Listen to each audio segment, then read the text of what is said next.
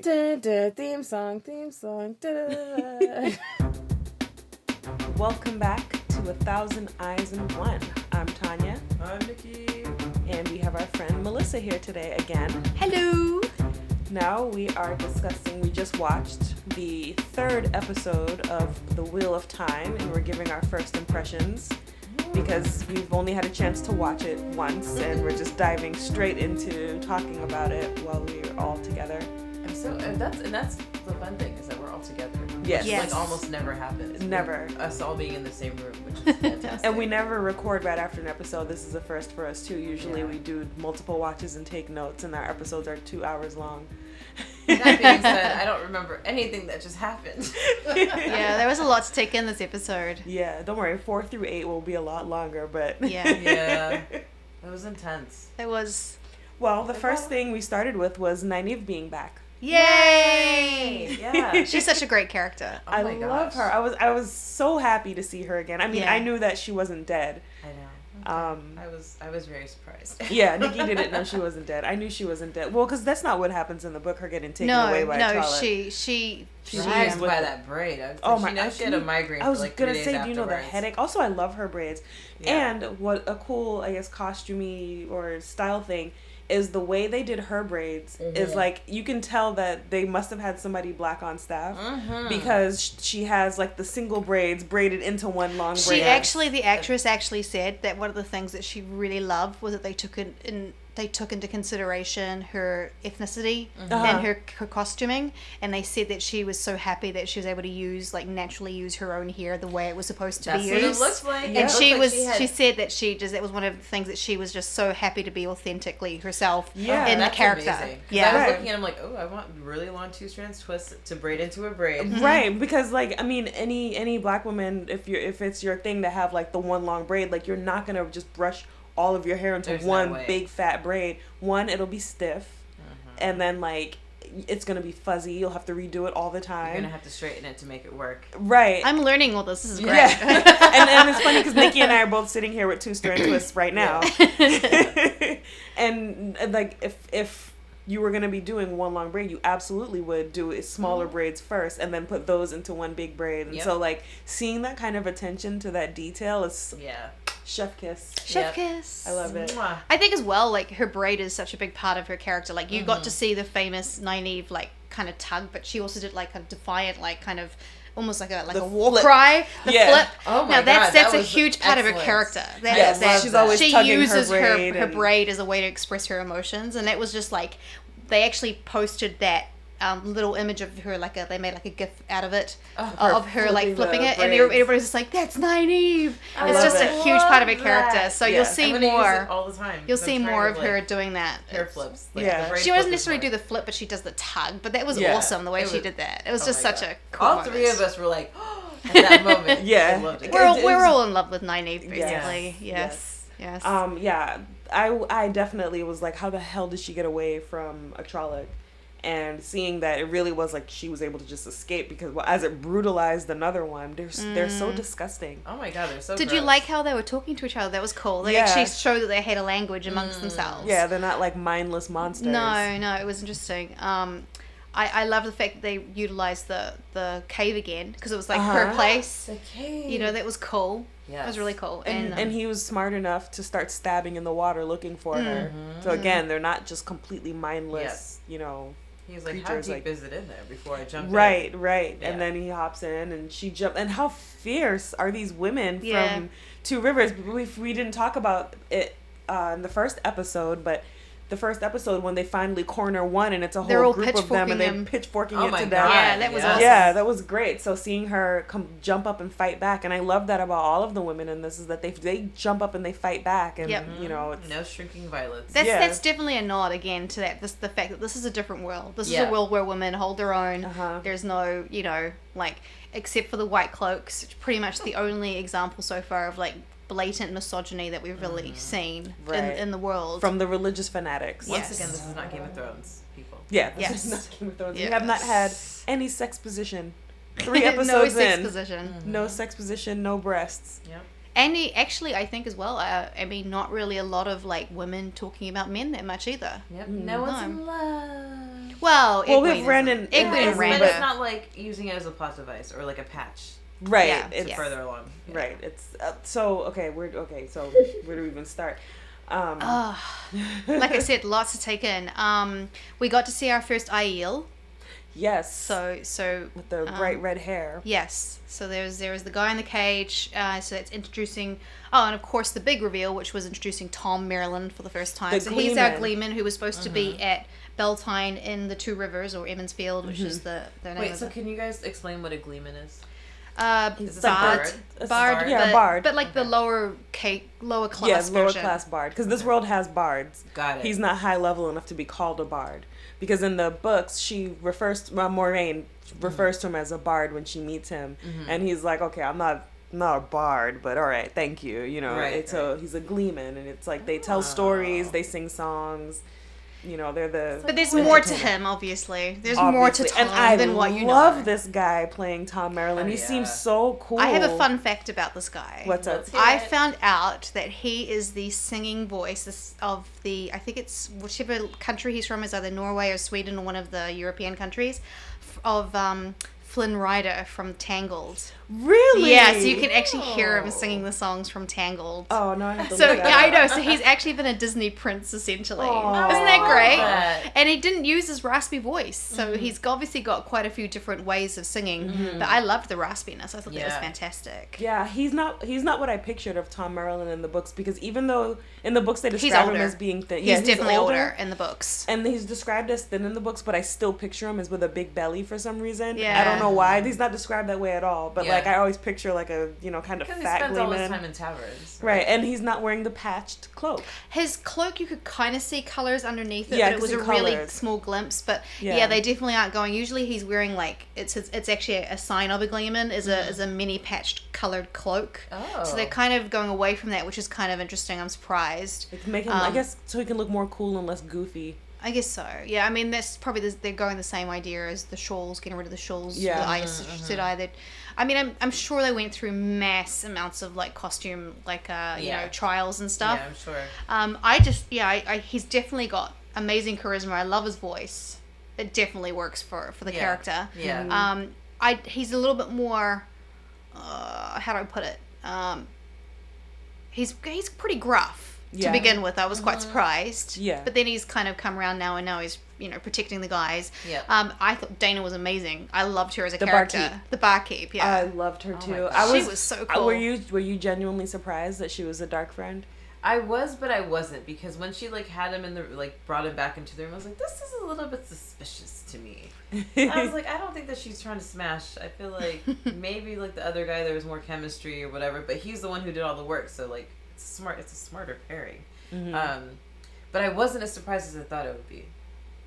I should have been more surprised. I'm always always really actually. suspicious of people. I'm like, I don't trust that motherfucker. No, I was surprised all the way up until when she said I came on too strong. I shouldn't have worn the braid. That's when I was like, what? Yeah, exactly. And the fact that she knew Egwene's name. And now you know Yeah. that the Dark One apparently is sending images of all 5 of them In the to dreams. Dark Friends, which is pretty Right. freaking crazy. And It's it like already the goes Stand. back. It goes back to Moiraine saying that you don't, dreams are dangerous and Right. you got to be careful. Speaking of dreams, that was a really intense dream that Perrin had. Oh my Perrin god, that dream. was so scary. And I feel like it's a vindication of my theory from episode the wolf 1 eating because the Layla. wolf was eating Layla. And I know that I don't want to say too much. Yeah, I won't say anything more. Okay. All right. But how did you feel about the wolves in third episode? Well, I feel like, because 'cause I you was were at the- confused. At first, I was like, well, what's going on? Are they good or are they bad? But obviously, he's got a kinship with them and they're leading him to safety. And the fact that they were eating her in the dream, I think said a lot, too. Yeah. Okay, so that's yeah, cool. So we're all on Yeah. the same page that she was Yeah. probably. We're gonna find out she was probably a dark friend. Or I think something. that's got to be it's important as well so for creepy. Perrin to kind of heal. Otherwise, like like people were saying, like he's just going to be fucked up forever, from doing that. So there's got to be kind of some sort of ability for him to get over it. I saw that whole flash of the crazy, creepy guy with the With the eyes. eyes. I'm trying not to spoil anything, so I'm not using the name that I know. The burning, the eyes like glowing embers. Eyes like glowing embers guy. That was pretty creepy. That was creepy. That was really well done. I'm not looking forward to seeing that again before bed. We got to see milk curdler. We got to see the Tinkers for the first time, or the Tuatha Yes, the one. Tinkers, the Tuatha one. I do not like their hair. It looks like it stinks. Those Grinch finger dreadlocks, man. I was like, oh boy, here come the hippies. They are very hippie though. Yeah, they are. They are literally the hippies. I don't mean I dislike the costume choice. I just mean like, oh god, I see those Grinch fingers and I'm like, oh. They did at least make. They did decide, I guess, to not make them because in the books they're described as really garish and really bright, like bright yellow paired with a bright green, paired with bright red. So they've obviously decided to kind of go away from that and not make them, and since they're traveling people, it kind of makes sense that they're not going to be. And all their wagons are supposed to be like crazy painted, like bright purples with other colors, and they just look pretty much gaudy. But I guess it kind of makes sense that they'd be a bit more subdued in the show. I love the woman who's playing Isla, I think is how she pronounced it. She was the one that greeted them at first. Yeah. Her husband is Rain, and then there's the grandson, Aram. And he was beautiful. He had lovely eyes, didn't he? He did. And I'm wondering if, the leader of the Tuatha, I think they're called the Mahdi or something like that. That she didn't say that. There's a title that's like the means the leader of them. Right. And Rain is supposed to be the leader, but I'm kind of wondering because she's actually a higher profile actress. I'm wondering if she's done a lot of stuff like she did. She did the woman who has all the different roles and plays the same character. She's like clones. What's that show? Orphan Black. Orphan Black. She was in Orphan Black. Her name is Maria Doyle Kennedy. She's done lots of stuff. She's a great actress, and I wonder if they're going to make her the leader rather than the husband. It seemed like it. Yeah. The way he deferred to her when they first approached them. But they're a really interesting culture of people. Yeah. So it's going to be kind of cool to see that expand in the next thing. So basically, there's a lot happened, but it was awesome. I really liked it. I liked the introduction of the Aiel man. It was kind of dark, so I don't know if you noticed how What's bright. Their deal? So they're like warriors. Because he's what he said. He's like, oh, he wasn't actually a threat to. He wasn't there because he wasn't veiled. Yeah. And so he was killed by cowards who were who didn't know as much as they thought they did. They were afraid. Yeah, they're like a people who will fuck you up if they want to. They come from like the desert. Yeah. So they live in like kind of and they basically call it the Aiel Waste. Yeah, and Robert Jordan actually said that he based the Aiel on what would happen if you had Celts living in the desert, like Celtic people. So they're all got red hair, and they're actually pale, but like because they spend all their time in the desert, they the waste they're all tanned, but actually like when they take their clothes off, like in the books, they've got like pale skin lines, like tan lines and stuff. Is really interesting. So that was kind of part of his thing. He wanted to just twist some of the usual, because usually, they would be portrayed as like American Indian or some kind of more, appropriate culture for that. Right. And so he wanted to just twist that totally around. And so that's what he wanted for them. So yeah. And Dana, I thought she mentioned a few things. She mentioned Trollocs, which, she also mentioned wanting to visit an Ogier setting. So hopefully we'll get to see some of that. Yes. The Ogier are another mythical creature. Yeah, mythical creature that hopefully will pop up soon. That's what made me suspicious, because I don't know what that is. But I just felt like even though she works at a tavern and she has travelers, she's got dreams. She was just a little bit too thirsty. I was like, I don't know.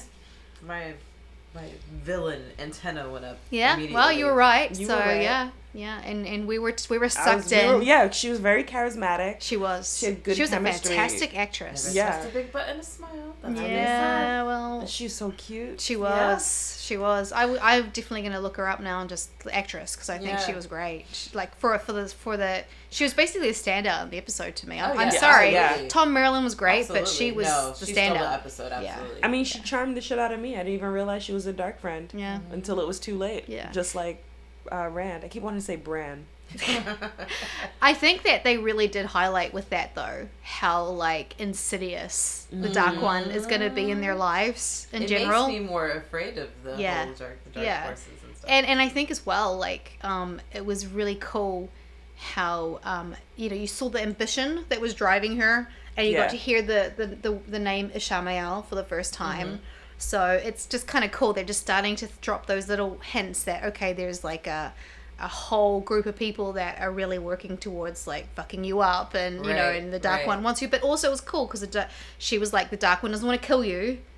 Dark One wants you to basically join him, which is like, what the hell would be more scarier? Yeah, oh my gosh, yeah. And it's like we've been talking about pacing for the last last 2 episodes, but again, it's like I'm happy with the pacing. Like everything is moving fast enough for me to like, okay, I'm not sure what happened, I need to rewatch, but I'm still interested because like I want to learn more and more about this world.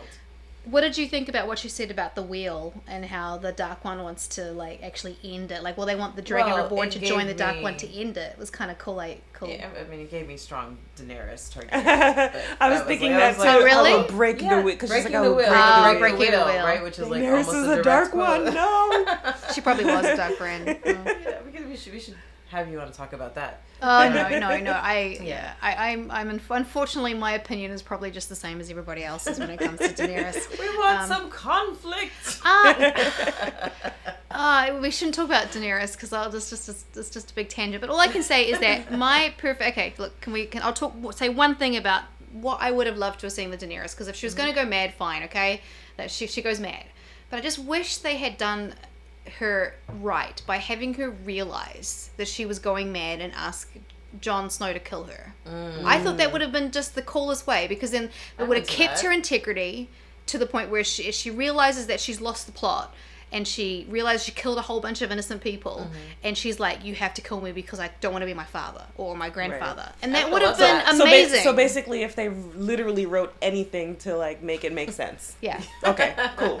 I think that's how we all feel. But you know what I mean? Like, it would have been so great. And it would have been more tragic because Jon Snow would have just been like, he would have to do it because he knows she's right. Instead, he's the bitch boy who stabbed his girlfriend while she's fucking kissing. Okay, you know what? Don't even get me started because this is gonna be. I've mentioned so many times, but this is gonna be like when I got banned from Twitter because I was talking shit about Jorah deserving to be killed. Well, I mean, you kind of did, but you know, whatever. I never shipped them ever. No, I was on a death to slavers kick, and somebody was like, "Oh well, what?" Somebody was like, "Well, what about Jorah Mormont?" I was like, "Kill him too!" And then Twitter blocked me and said I was inciting violence. Oh my god! I know, it blocked me.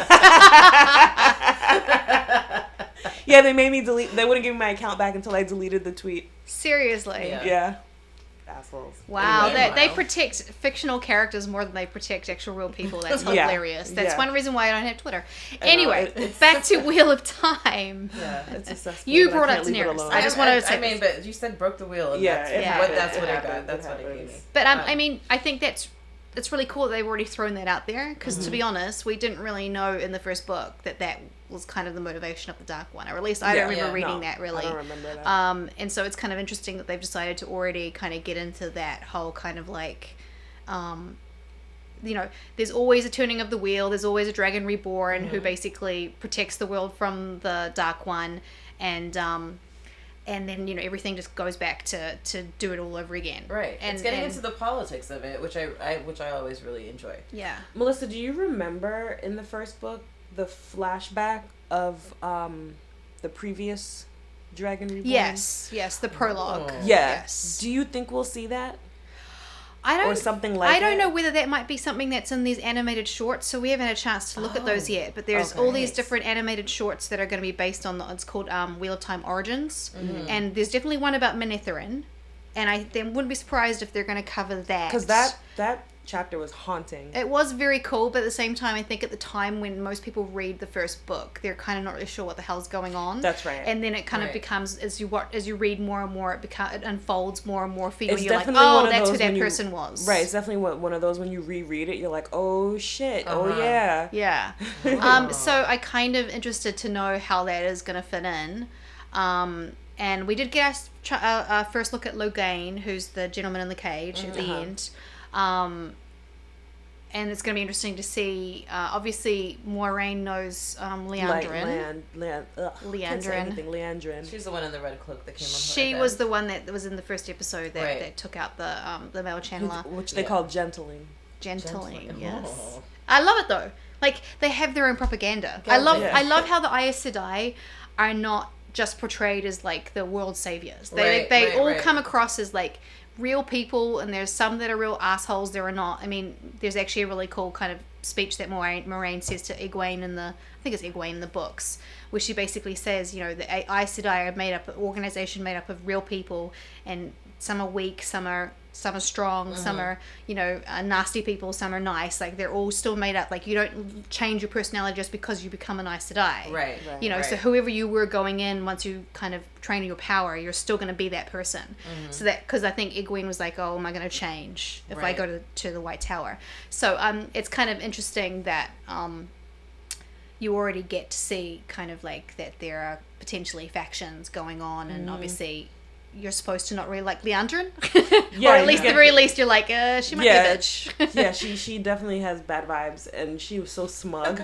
Yeah. Did you get that from her? That she was bad vibes? I didn't get bad vibes, but only because I was just so enthralled with all of the red that she had on. And you know, that's my favorite. Yeah. I was like, oh my god, can I So cosplay basically as her? you're going to cosplay as Red Arja, because I have a red cloak already. Oh, nice. Perfect. Yeah. I mean, there's definitely so many costumes that are just already like, we're going to see so much cosplay. Where we go to a con and all of us are like a different faction of them. Oh, it's going to happen. I mean, Definitely. I'm down. There's actually is a Jordan Con, which is like everybody goes as characters from. So, Yes, but I think that Comic Con you're going to see Wheel of Time like Definitely. cosplay. Yeah. It's going to be so cool. I'm so excited just for like this fandom to grow, and for new people, you know, like Nikki. I'm still gonna read the books because I can't help myself. But what I would say is though, try not to like get too far ahead, because I do think that like it does kind of distract. Like, we've both talked about, those of us who've read the books, like you do still can't help but when you watch some stuff still just go like, oh, I'm distracted because I'm thinking about like why they did this as opposed to this in my head. Yeah, I think what's helpful for me is that it's been so long since I've read them. It was years ago. And what's funny is, you know, these books are old. They're pretty old. And I was reading one at work one day, and one of my coworkers, he's a little older than me, he saw me reading it and was like how he remembered reading that in high school. Oh, wow. Yeah. And he was like, yeah, you know, I remember waiting so long. Like, we turned to this whole conversation about it because he was like, I don't know anybody who reads them. And like, he was like, I remember, I was just like reading it in the break room. I'm just going to actually double check because I was trying to remember how long ago. I think that the 1990 is the first book that came out. Yeah. And I'm pretty sure, I think I got up to like book 8 or 9. I think like Winter's Heart, 9th book, which was, no, that was published in 2000. Well, I gotta check this out now.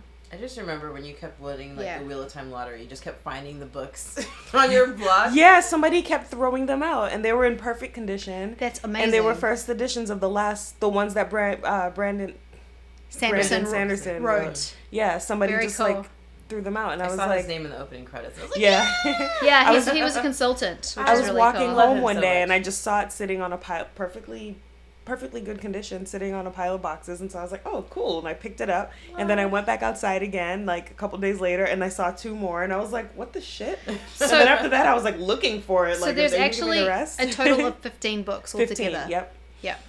So you've got 14 books, and then there's a prequel, which is basically about Moraine and Lan and how they kind of become. I used to call this my broken leg read. It was like if my leg is broken and I can't do anything but lay in bed and read, because it's you know, it's all encompassing. It's huge. It's 15 fucking books, you know, and it's you like kind it's of need to be able to binge them because you can't really you can't be like, oh.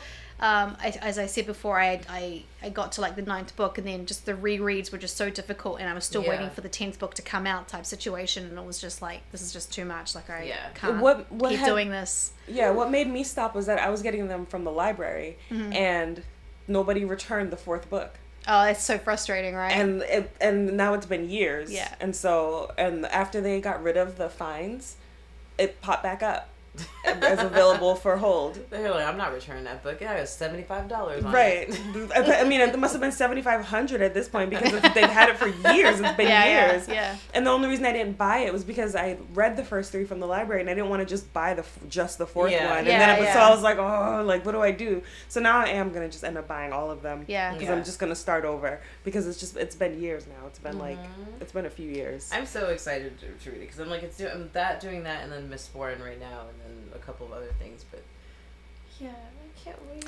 Yeah, and it's funny because I told you don't really remember anything I read until you were talking about how proud she was about carrying the water. Yeah, and I was like, oh wait, I remember that paragraph. So yeah, I'm very Should I wait? Should I wait until the season's over? I kind of feel like you should wait till the season's over at least and then read for the first book. Yeah, I do because Okay. I think that, like I said, that. like it's going to be distracting. You've got plenty of other books that you can read. I'm in the middle of many. And you only have to wait until like December, I think. No.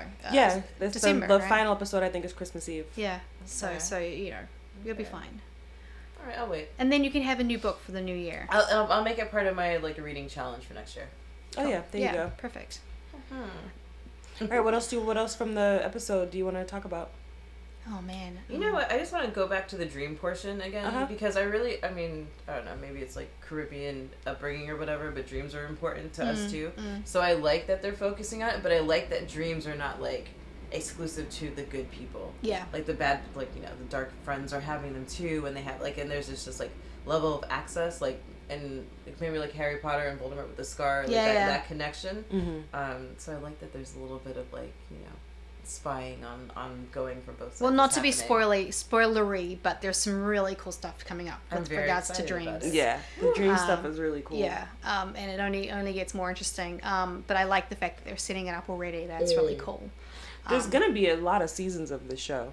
I really hope so. I mean, I really hope that people kind of give it a chance. Like, the people who are super religiously, devoted book fans, give it a chance and try and see this as a way to tell the same story but potentially in a different way. Yeah. Just to give it a shot and not be just so fixated on the books that they can't kind of see that there's value in a different retelling. Yeah. The books are canon, we know that. But they're not going anywhere as well. You can always have your books. It's not like this is taking away anything. And this is a finished series. Yes. So you don't have to worry about people couple of hacks who decide to rewrite everything. And write. Mm-hmm. Yeah. Although, when I did see Brandon Sanderson's name pop up, I was like, so what the fuck is George doing? Because you know how many books he wrote last year? Did I ever send you that meme where it's Brandon Sanderson writing and it's this anime and somebody's writing all these pages really fast, and then the next panel is George R.R. Martin writing and it's a crab writing really slowly, and then when it's done it just says fuck you. Oh man. There's that one, or the meme where it's Brandon Sanderson, George R.R. Martin. I forgot the other author who we watched that live stream of. I can't remember his name, but it's every time they finish a book they have to shave, and the other guys all have beards, really long beards, and Brandon's clean shaved. Oh man, I want those books. He's a hardworking man. Yes, he is.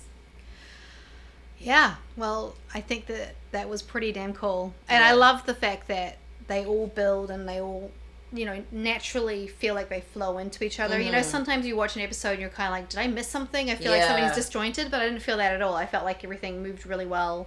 Oh, by the way, Nynaeve's sneaking up on Lan. It was cool. I loved how he's asking her, because he's shocked. Yeah. And she's like, how did you track me?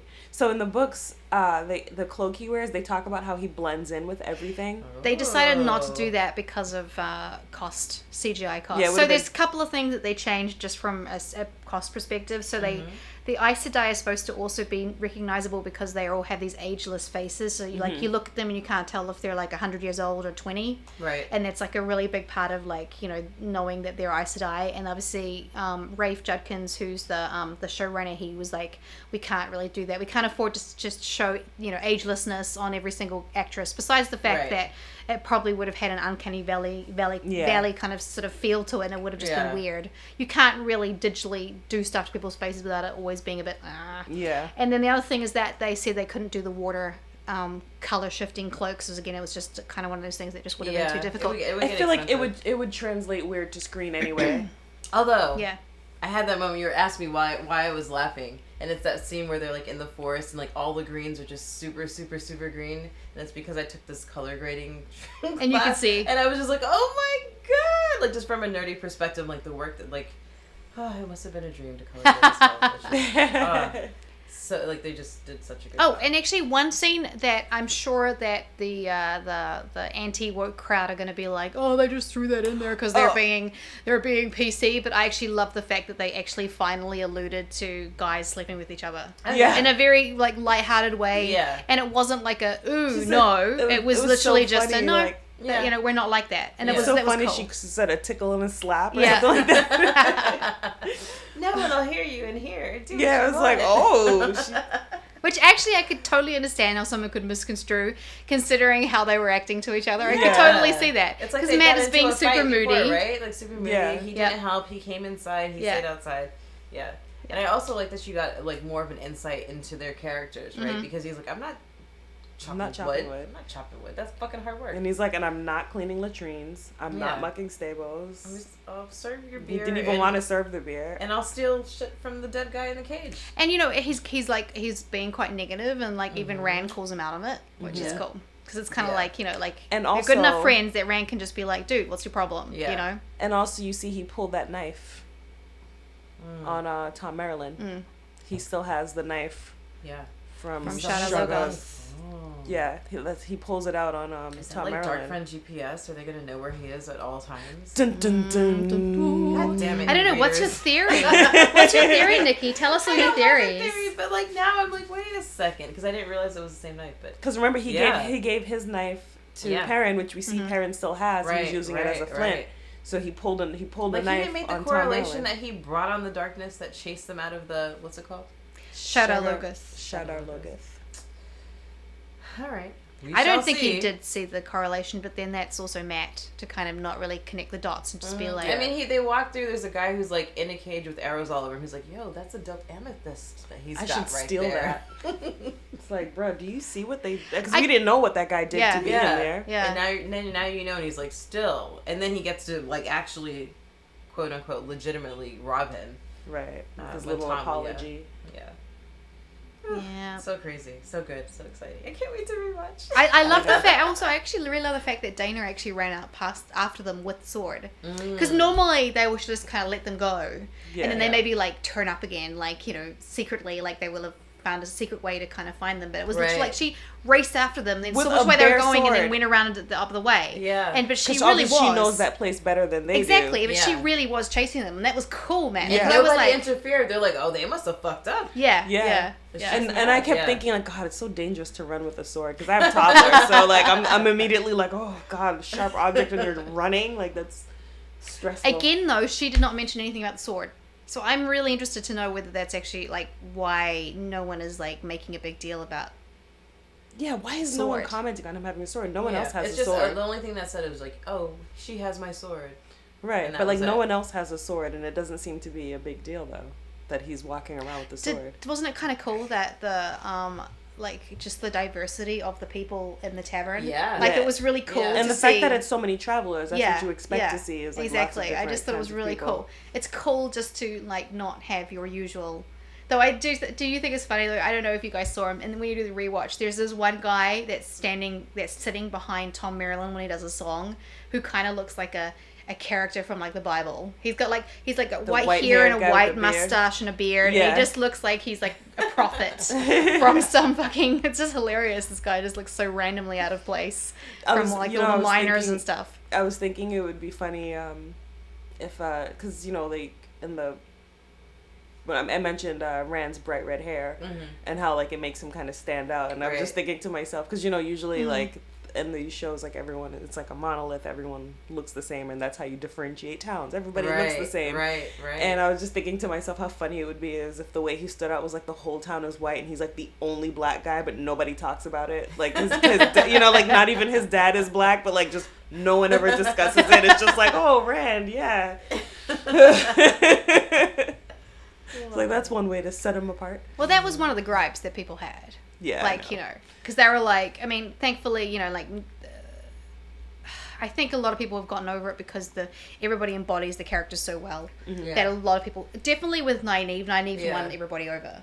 People are still like a little bit on the fence with Egwene and Perrin, which I just find crazy because they're so Yeah. great.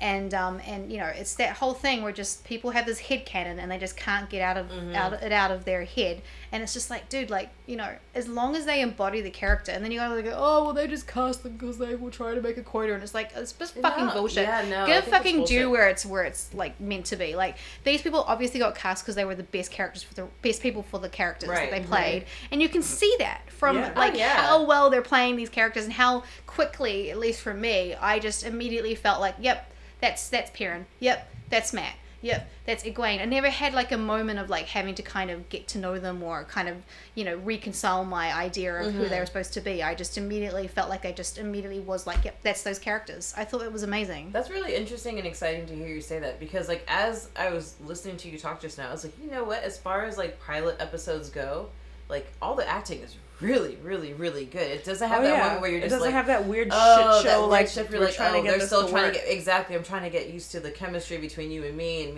and like Yeah. none of that's happened. Like that's my complaint about The Expanse season 1, right? Yeah. Like the first They're all few still trying to episodes, figure like, themselves they're out. trying to figure out like who they are and like how they interact Well, with people. apparently and this was not The happening. pandemic helped with that because apparently they were all stuck in Prague and they couldn't film for a little while because of the pandemic, but they all hung out together. So they all got to know each other because they'd all like obviously rehearsed and had to do like stunt training and fighting and horse riding and stuff. And then the pandemic hit and they were all kind of stuck. And so that's why apparently they all have that kind of connection, is Wow. because they actually did have to spend a lot of time together, and because obviously think about it, they would have had to have their own bubble from Right. producing and Right. from doing the production. Yeah, So they wouldn't have totally. been able to like go out and like hang out with other people because, you know, you're supposed to stay within your own bubble, so to speak. You're in lockdown together. Yeah, and apparently Wow. as well, another cool fact that you'll probably see in interviews and stuff is that Zoe, who plays Nynaeve, she never had a chemistry read with with Daniel, who plays Lan.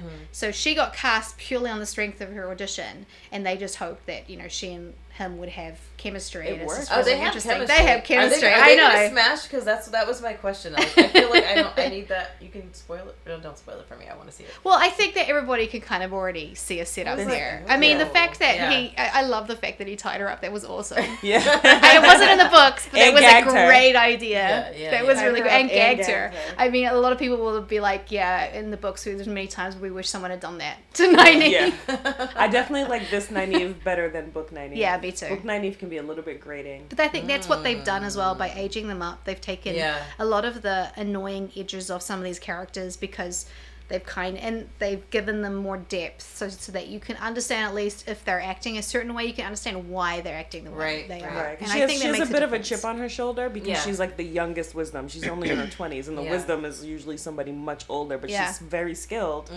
And so yeah, she has a bit of a chip on her shoulder, especially when someone calls her child or Yeah. girl, and you know. Yeah. Right. But in the book, she starts to get very, just like, okay, we get it, Nynaeve. Okay, we get it. Yeah. Well, I'm glad they're not harping on that, because I feel like they, in that first conversation with her and Moraine. Maureen, they like Right. kind of they just knocked that shit out. Like, okay. Yeah, they that had Right. the if they had the Yeah. kind of the thing, but see, even that scene, it was really cool. Like seeing how sneaky Maureen was in regards to finding out the information about how old she was, because she was fishing, but she did it in a way that kind of Yeah. she got Nynaeve's back up, and then she kind of made her tell her stuff Yeah. without Yeah. like realizing that she was like fishing for that information. Very cool. Yeah. So I think it's interesting though. The Dark One seems to be also after Nynaeve.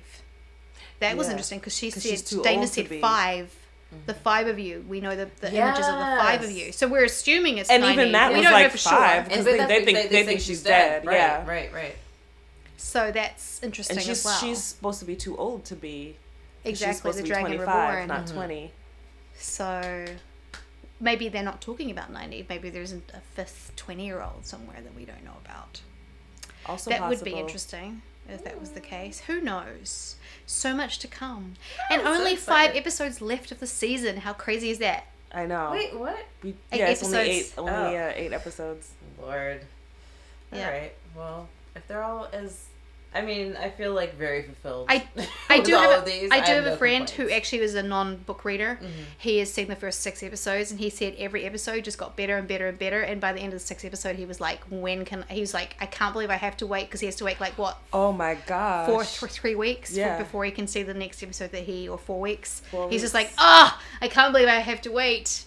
Yes. You've seen the first 6. I know. So I was really watching them really over and happy to over. hear that, and I Yeah. think that for those of you listening who are on the fence about whether or not to watch the show, and you're kind of worried that you don't know the books, I think in some ways you're actually going to have a amazing experience, because you get to just enjoy this all for what it is, and not have to kind of dive into what could have been or what should have been. And I think that that's actually a really interesting, unique perspective to come from. Oh yeah, I'm already thinking about how I'm going to go home and watch this with my mom. Yeah, because she likes this kind of stuff, and we don't always gel on this, but she's gonna like this show. So now that you've watched 3 episodes, how would you describe Wheel of Time to somebody? Oh, gosh. Yes, right? It's hard. That's a good I don't even know.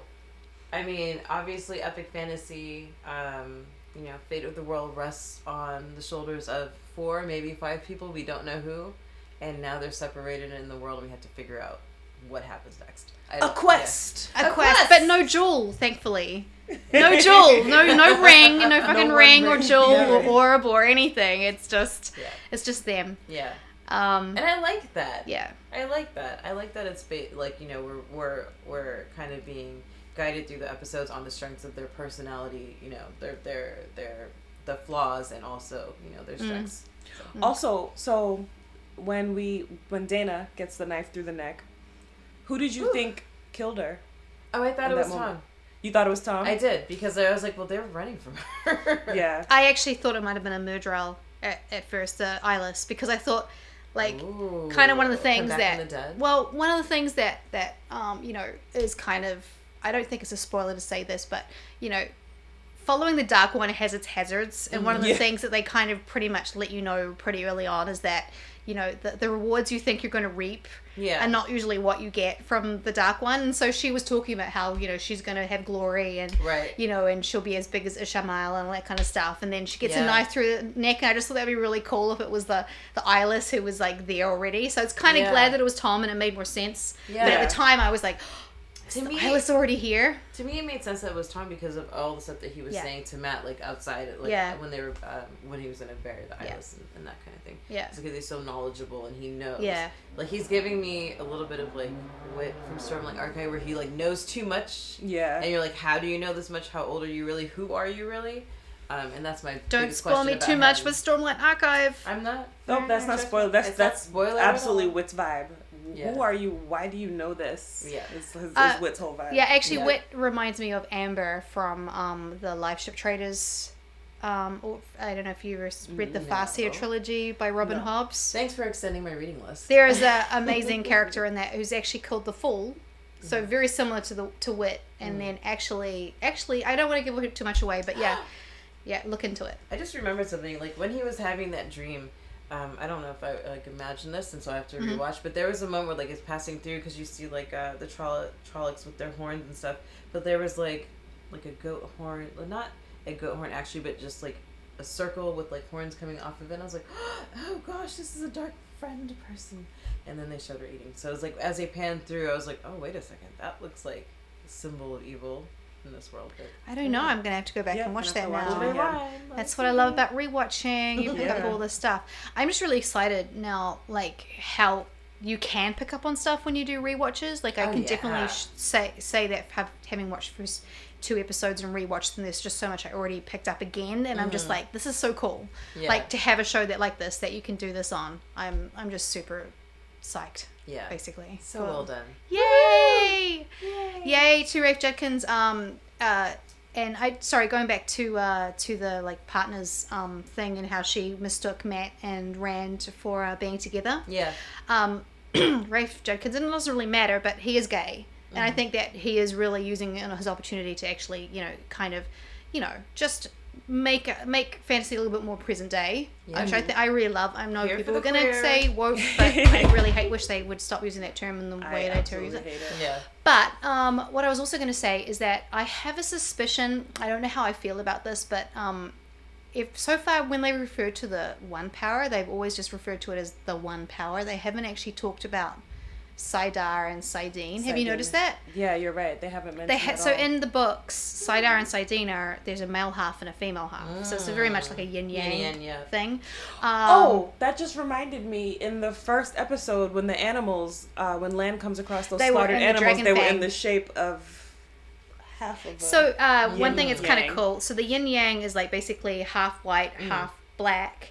But in the world of Robert Jordan's Wheel of Time, the black is actually called the Dragon's Fang, and then the white is called the Flame of Tarvalin. So they actually have names for them. And so those animals that were carcasses were in the Dragon's Fang shape, which basically is always considered like the dark friend sign. It's not, but because obviously Sidar was what was responsible for breaking the world. That's the male half of the power is, and because it's tainted, it's always considered kind of more of a dark friend, bad thing.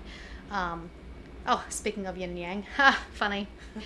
So you on your computer? Yeah, that's right. That's my icon.